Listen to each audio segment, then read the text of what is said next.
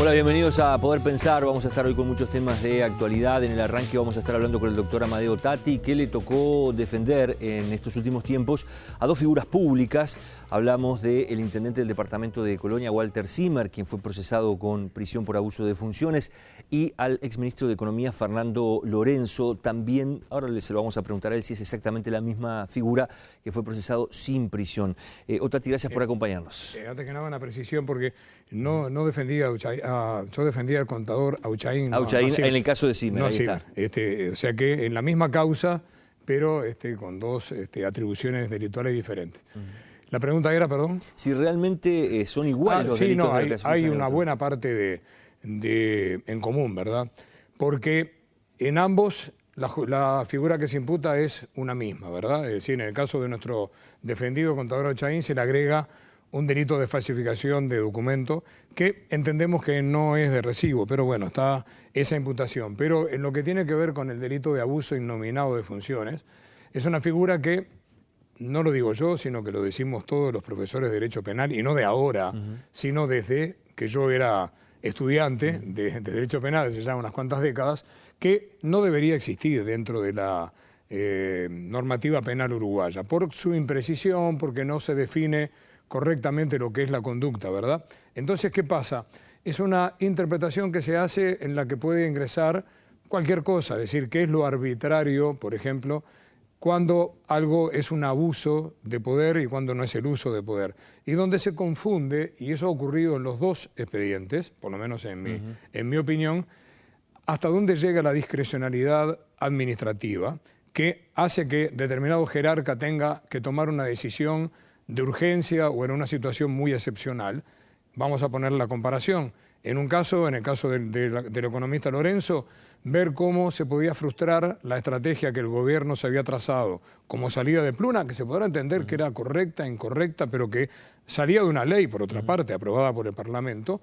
Y en ese momento, cuando se ve que puede naufragar una segunda subasta y que no hubieran interesados, hay esa famosa llamada del ministro Lorenzo al exministro Lorenzo, al expresidente del Banco República, diciéndole que en lo posible se pudiera ver la forma en que algún interesado pudiera culminar su trámite a tiempo. Tampoco se le pidió que hiciera cualquier cosa ni nada por el estilo.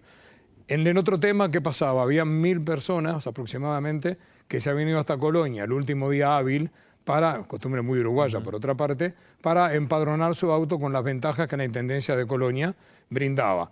Cuando llega el momento, recuerdo 31 de diciembre, al mediodía las oficinas públicas cierran, se habían podido atender apenas a 20 o 25, quedaban casi un 90%, un 95% sin poder atender cuando tenían derecho a hacerlo. ¿Qué se decide en ese momento? Y no estoy simplificando, los hechos son realmente así. Es decir, ¿qué se decide en ese momento? Y bueno, que esta gente vuelva en enero y extendemos la vigencia de ese beneficio. ¿Por qué? Porque ya habían estado en el momento en que efectivamente tenían derecho a ser empadronados y no habían podido hacerlo por una razón ajena a ellos.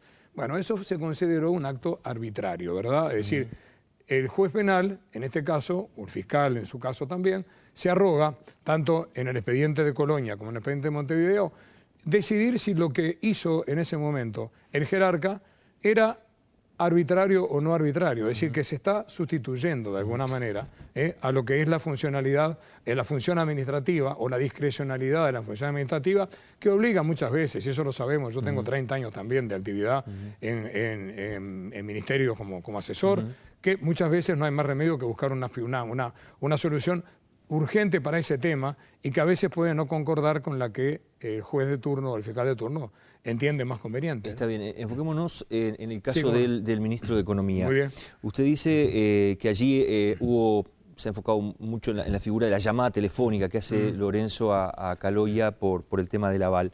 ¿Es correcto que un ministro de Economía llame a un presidente de un banco público para indicarle facilitar las cosas? No sé cuál fue el diálogo, qué es lo que dice Lorenzo. No, para indicarle no. La declaración de Lorenzo fue simplemente un llamado. Entendamos que son dos jerarquías de un mismo gobierno, ¿verdad? Es decir, que ambos estaban seguramente interesados en que pudiera prosperar una iniciativa que era asumida por el gobierno del cual formaban parte. En primer lugar, lo aclara Lorenzo. Él no tenía potestades para darle una orden a Caloya, ni Caloya tenía la obligación de atenderla. ¿Por qué? Porque efectivamente es un ente autónomo y no puede recibir órdenes de otra persona que no sea el presidente de la República, ¿verdad? Entonces, yo desconozco si en definitiva también el presidente le pidió a Lorenzo que lo llamara. Simplemente que Lorenzo, viendo cómo era este tema, toma la decisión que seguramente sería compartida, ¿verdad? Que no debe haber obedecido a un impulso de voluntad de él, de ver de qué manera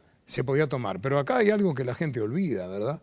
Y que surge del expediente, o que no toma en cuenta porque quizás no se ha podido leer el expediente. Cuando Caloya dice en sus declaraciones por qué, en definitiva, realiza esa gestión, evidentemente en un tiempo que no es el usual para operaciones de esa naturaleza, él dice por dos razones. Por la llamada del ministro Lorenzo, que no fue una orden, sino que fue simplemente una solicitud, un pedido, pero también porque el que estaba atrás del aval, haciendo incluso la gestión en el propio banco, era un cliente del banco, como López Mena, que era reconocido por el propio banco y conocido por el jerarca Caloya como un buen cumplidor de sus obligaciones. No en balde, advierta usted que fue lo que pasa a posteriori, ¿verdad? Porque López Mena luego se hace cargo de pagar ese aval cuando no se paga, obviamente porque entendía que su presencia había sido determinante para que se concediera. O sea que no era una orden que podía dar, no tenía la obligación Caloya de cumplirla. ¿Por qué? Porque no provenía del presidente de la República en este caso, pero entendieron ambos que era una solución que podía servir al propósito que yo les explicaba, ¿verdad? Otati, ¿a usted le pidió el exministro Lorenzo de no involucrar al presidente Mujica en lo que era la defensa? Nunca me lo dijo. Conociéndolo, lo conozco de este último tiempo, estoy seguro de que si efectivamente hubiera existido esa llamada, él no iba a cubrirse con ese aspecto, como no se ha cubierto con algo que tenía por su propia condición de ministro, ¿verdad? Es decir, si él no hubiera renunciado a su cargo en forma espontánea, en forma voluntaria, como él mismo lo dijo, para ser un ciudadano más, a esta altura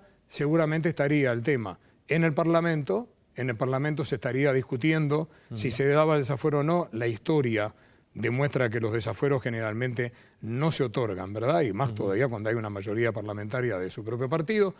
Sin embargo, él entendió que correspondía hacerlo. Si hubo una llamada o una indicación del presidente de la República, yo no lo conozco, nunca nos lo dijo a nosotros en la interna, y en última instancia nunca lo alegó dentro de sus declaraciones, ¿no?